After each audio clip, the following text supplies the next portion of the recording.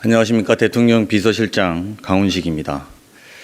중동 지역 위기 구조로 현지에 체류 중인 우리 국민들의 안전과 민생에 직접 영향을 주는 에너지 수급에 대한 우려가 이어지고 있습니다.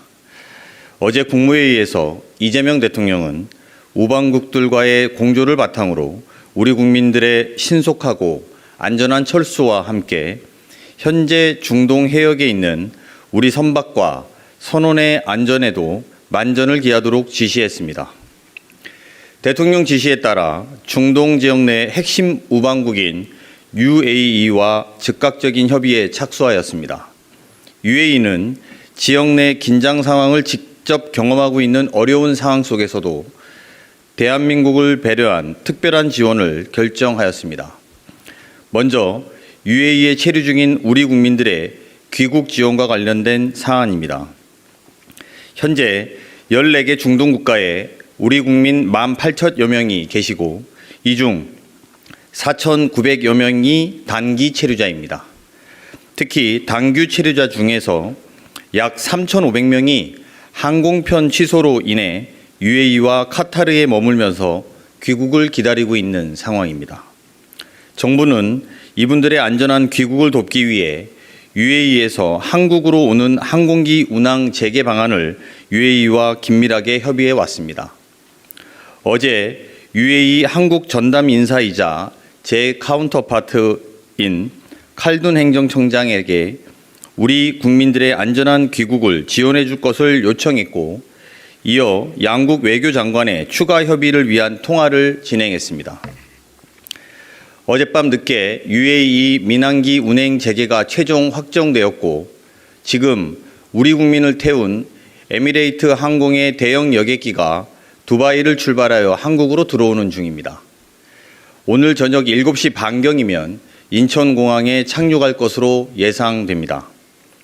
이어서 아부다비에서 출발하는 에티하드 항공 여객기는 내일부터 운항이 재개될 것으로 예상하고 있습니다. 대한항공 전세기도 추가 투입해서 최대한 조속한 시일 내에 우리 국민들을 모두 모셔올 수 있도록 UAE와 협의를 계속해 나가겠습니다. 다음으로 UAE로부터 원유를 도입하게 되었다는 반가운 소식도 전해드리고자 합니다. 현재 호르무즈 해협은 완전히 봉쇄되어 있는 상황입니다.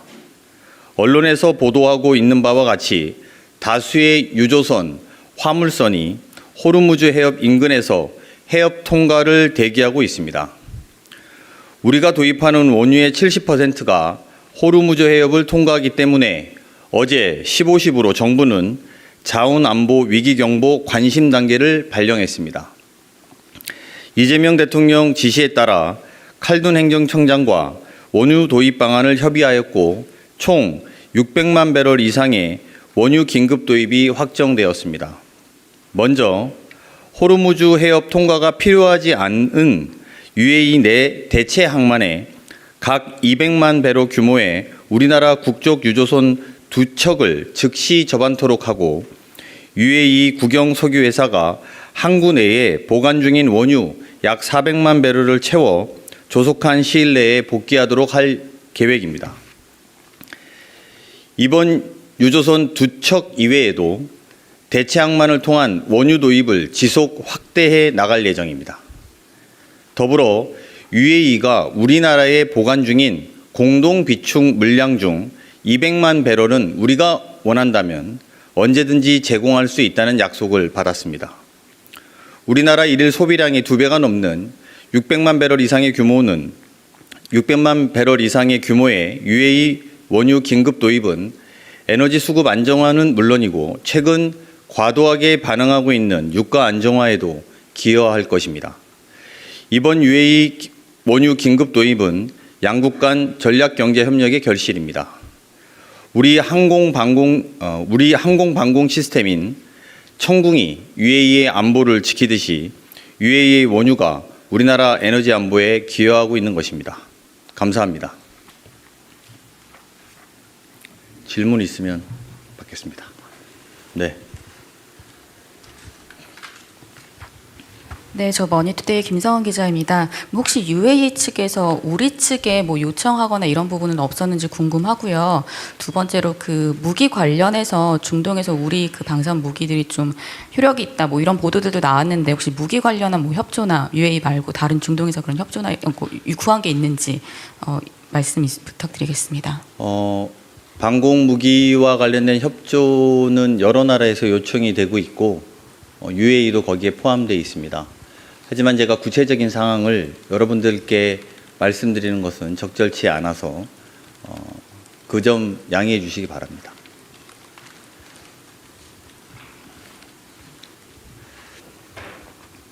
예, 시장님 안녕하십니까? 저 한국일보 이성택입니다. 이게 지금 그 중동 그 상황 관련해서 여러 그 비행기들이 잘 안 다니는 이유 중에 하나가 안전 문제도 있을 것 같은데, 항공기로 우리 국민들 이렇게 모시고 오시는 것도 중요하긴 한데 항공기가 떴을 때 이제 위험이 좀 있을 가능성도 있을 것 같은데 이런 안전 부분은 어떻게 좀 확보가 됐는지 하나 궁금하고요. 이제 그 원유를 확보하셨다 그랬는데 국민들이 지금 체감하기에 주유소나 이런 기름값이 굉장히 비싸다고 느끼고 있고 대통령님께서도 여러 대책을 지시했는데 좀 체감하기에 언제쯤 이 기름값이 좀 잡는 거를 목표로 좀 하시는지 그것도 한 가지 좀 궁금합니다. 네, 항공 폐쇄 지금 UAE 항공공항 그 항공 자체가 폐쇄되어 있었는데 그 폐쇄된 공간에서 UAE 국적기 2대를 하루에 우리나라에 열어준다는 것은 그 자체로 의미가 있다고 생각합니다. 안전 문제는 당연히 UAE가 같이 보장할 것으로 생각해 주셔도 무방하다 이렇게 봅니다. 다만 그쪽 지역이 전시 사항이라서 모든 것이 확신하다 뭐 이렇게 말씀드리는 건 조심스러운 부분이 없진 않습니다. 두 번째로 원유 관련해서 소위 말해서 기름값 관련해서 말씀 주셨는데 오늘 아마 이 시간에 관계부처가 대책회의를 하고 있는 것으로 알고 있습니다. 보통 원유 가격이라는 것이 오르고 나면 현지에서 가격이 오르고 나면 2주 있다가 반영되는 것이 맞습니다. 시스템 자체가 그렇게 되어 있는데요. 원유가 오르자마자 바로 기름값이 올랐기 때문에 국민들이 불편함을 느끼고 어제 그 불편함에 대해서 대통령께서 지적하셨습니다. 이에 따라서 지금 이 시간에 관계부처 대책회의가 열리고 있다는 점으로 대답을 대신하고자 합니다.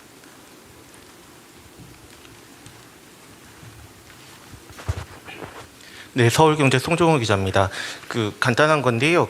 지금 7시 30분에 인천공항에 착륙하게 되는 두바이에서 출발하는 비행기 안에 이 국민이 몇 명이 타고 있는 건지가 궁금해서요. 그리고 앞으로 이제 지금 1만 8천 명이 있다고 말씀을 하셨는데 차례대로 하면은 어떤 순서로 어떻게 이제 마지막까지 이제 귀국을 하게 되는지가 궁금합니다.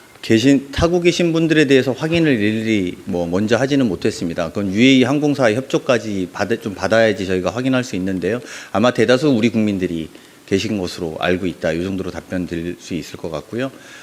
그리고 이게 아까 말씀드렸던 아부다비에서 뜨는 비행기하고 두바이에서 뜨는 비행기 하면 이게 한 번 이동할 때 1,000명 정도가 이동 가능하고 이것과 별도로 저희가 또 다른 전세기를 투입하기 때문에 인원은 더 하루 기준으로 인원이 1,000몇백 명 정도 될 것이다 이렇게 보시면 될 것 같고요. 지금 단기 체류자가 3,500명이라고 말씀드려서 이 부분들의 답답함은 좀 수일 내에 좀 해결되지 않을까 이렇게 전망하고 있습니다.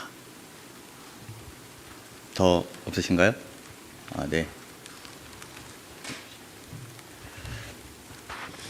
네, 실장님 뉴시스 임경록입니다. UAE에서 제공하기로 한 600만 배럴이 이게 국내에 제공이 됐을 때 어느 정도의 안정 효과가 있는지 좀 구체적으로 말씀해 주시면 좋겠습니다. 그리고 지금 원유 가격이 많이 상승을 했는데 UAE에서 무상 제공하는 것은 아닐 것 같아서 재원 확보는 좀 어떻게 마련하셨는지 이 부분도 질문 드립니다. 일단 600만 배럴로 우리나라 에너지 수급 상황이 개선되냐 이런 질문으로 이해됩니다. 현재 우리나라는 IEA 기준으로 208일, 즉 7개월분에 해당되는 석유를 비축하고 있습니다. 그래서 단기적으로 에너지 수급 위기가 발생될 우려는 크지 않다. 이렇게 답변 드릴 수 있고요. 다만 사태가 장기화될 때 수급 위기가 발생되지 않도록 대체적인 공급 방안을 동시에 확대해 나가고 방법을 찾아 나가고 있다. 이렇게 답변 드릴 수 있을 것 같습니다. 답변 다 됐나요? 가격이라고 하시면 그 시장 가격대로 아마 정리가 됩니다. 네. 또 네. 네, 저 TV조선의 최민식입니다. 오늘 대통령께서 그 수보위에서 7대 비정상이고 규정하시고 요걸 국정 과제로 좀 제시를 해주셨는데, 국정 과제요? 예, 이게 집권 2년 차 맞아서 어떤 정부의 그 운영 목표나 이런 걸 새로 세팅한 거라고 보면 될지, 어떤 계기로 오늘 7가지 과제가 꼽혔는지 여기 좀 궁금합니다. 그건 뭐 국정 과제 내지는 뭐 7개 집중 과제 이렇게 보시는 건 좀 과도한 해석이어서요. 그렇게는 안 보셔도 될 것 같습니다.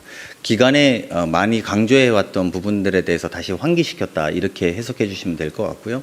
그 문제 또한 비정상을 정상화하는 데 있어서 노력을 게을리하지 말라라고 하는 대통령의 말씀이었다라고 해석해 주시는 게 옳을 것 같습니다. 예, 아시아경제님 최영입니다. 2가지 질문 드릴 텐데요.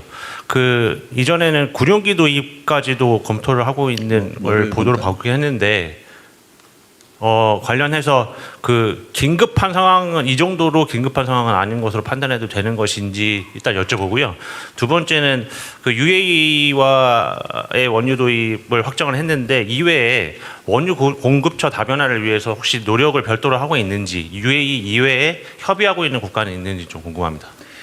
지금 뭐 제가 그 나라를 다 말씀드리는, 일단 뒤에 거부터 말씀드리면 나라를 다 말씀드리는 것은 적절치 않은 것 같습니다. 왜냐하면 지금은 이제 또 원유를 수급하는 게 국가 간의 경쟁처럼 되어 있어서 우리나라가 어디를 통해서 어떤 걸 노력하고 있다라는 말씀을 드리는 것에 조심스러운 점은 양해가 되실 거라고 생각합니다. 하나 앞에 부분 질문을 제대로 못 들어서요. 다시 한번 말씀해 주시겠습니까? 이전에 군용기까지 도입을 한다 뭐 이런 얘기가 있었는데, 그분들을 모셔오기 위한 군용기요. 군용기나 전세기 투입, 그때 당시 이제 군용기랑 전세기 투입이 있었는데 군용기가 사실 좀 더 어려운 문제입니다. 여러분 아시겠습니다만 군용기가 하늘에 떠서 영공을 지나갈 때마다 그 나라의 모든 협조를 다 받아야 되는 문제이고, 물론 우리가 그 정도의 준비는 해놨었습니다만 지금 아까 말씀드린 2개의 UAE 국적 항공기와 우리나라 항공기까지 총 3대가 하루에 뜨게 된다면 이 부분은 수일 내에 해결될 문제이고 또 군용기로 해소하지 않아도 될 정도의 수준이다라고 판단하고 있습니다. 네, 더 없으시면 하나만 마지막으로 받고 갈까요? 예, 시장님 SBS 강민우입니다. 주한미군 전력이 이번 중동 상황 때문에 차출된다는 이제 보도도 계속 나오고 있는데, 이게 뭐 워낙 예민한 상황이라 좀 말씀 주시기 어려운 건 알고 있습니다만, 과거에 이라크전 때 이제 그때 차출했던 주한미군이 본토로 돌아가면서 이제 실질적인 감축으로 이어진 경우도 있었거든요. 그래서 뭐 향후 무기 외에 이제 주한미군 인력 차출이라든지 이런 부분도 뭐 한미 간에 좀 협의라든지 이런 부분이 이루어지고 있는지, 그리고 뭐 그럴 가능성이 또 있다고 보시는지 궁금합니다. 네, 이거는 제가 답변드리기 매우 제한되는 부분이 많습니다. 아시겠습니다만 미국의 입장도 있고 제가 또 아는 내용을 다 말하는 것이 적절하지 않을 수 있다고 생각이 들어서요. 다만 미국과 한국의 주한미군에 관련된 긴밀한 협의는 늘 있는 일이고 또 앞으로도 계속될 거라는 정도로 답변을 드리도록 하겠습니다. 네, 더 없으면 마치고 돌아가겠습니다. 고맙습니다.